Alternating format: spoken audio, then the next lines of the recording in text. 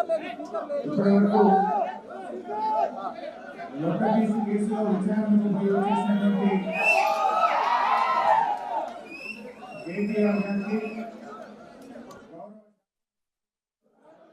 శాసన మండలి సభ్యులు, ప్రతిపక్ష నాయకులు, టీఆర్ఎస్ కుటుంబ సభ్యులందరికీ పేరు పేరున నమస్కారం. వాస్తవానికి రేవంత్ రెడ్డి తన యొక్క కప్పించుకోవాలని, తన చేతనాన్ని కప్పించుకోవాలని ప్రజల పక్షాన తెలంగాణ గొప్పపై ప్రతిరోజు కష్టపడుతున్నటువంటి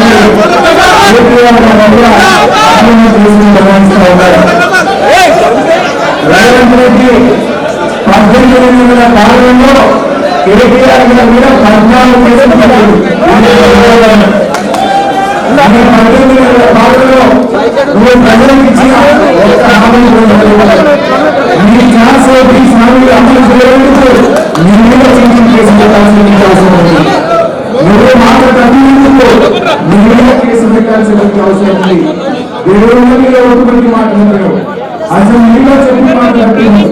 మాట తప్పు తప్ప మాట మీద పెట్టుకున్న పాపాన్ని కేటీఆర్ గారు ఈ రాష్ట్రం యొక్క గౌరవాన్ని పెంచే విధంగా మొత్తం ఇండియాలో అనేక రాష్ట్రాలు మాకు ఈ కార్ రేసింగ్ కావాలంటే మాకు కావాలని పోటీ పడితే తన శక్తి యుక్తులను ఉపయోగించి హైదరాబాద్ కు ఈ కార్ రేసింగ్ తెచ్చి మన రాష్ట్రం యొక్క గౌరవాన్ని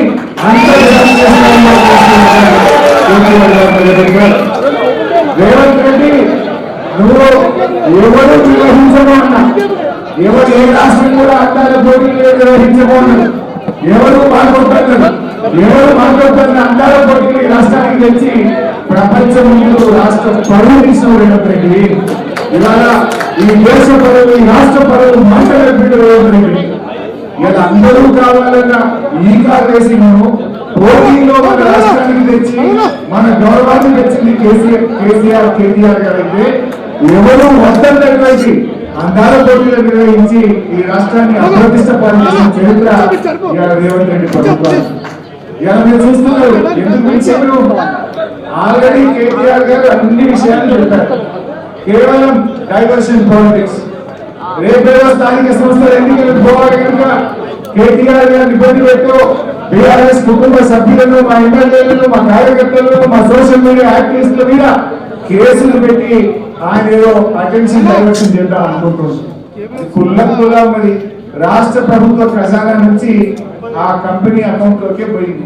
₹1 ఇటుపోలే, ₹1 అటుపోలే, ₹1 ఇంకెక్కడికి పక్కదారి పట్టలేదు. అందులో కేసే లేదు. కేవలం ఏంటంటే ఏదో రకంగా ప్రజలను మభ్య పెట్టాలని చిల్లర రాజకీయాలు పాల్పడుతున్నారు. ఎంత దుర్మార్గంగా తయారైపోయిందంటే తుమ్మితే కేసే, దగ్గితే కేసే, పిండితే కూడా కేసే పెట్టాలి. ఇంత చిల్లర రాజకీయం చేస్తుంది. అరే నువ్వు చేసిన తప్పులను ఎత్తి చూపితే, నువ్వు నీ ప్రభుత్వం చేస్తున్న కమిషన్లను ఎత్తి చూపితే, నీ యొక్క అరాచకాలను ఎత్తి చూపితే, నీ లగచర్ల కేసులు ఎత్తి చూపు, లగచర్లలో గిరిజన రైతులకు బేడీ చేస్తే దాన్ని ప్రశ్నిస్తే ఇవాళ కేటీఆర్ గారి మీద కేసులు పెట్టున్నావు. బిడ్డ నువ్వు ఎన్ని కేసులు పెట్టినా కేటీఆర్ గారు ఒక వ్యక్తి కాదు, ఆయన ఒక శక్తి.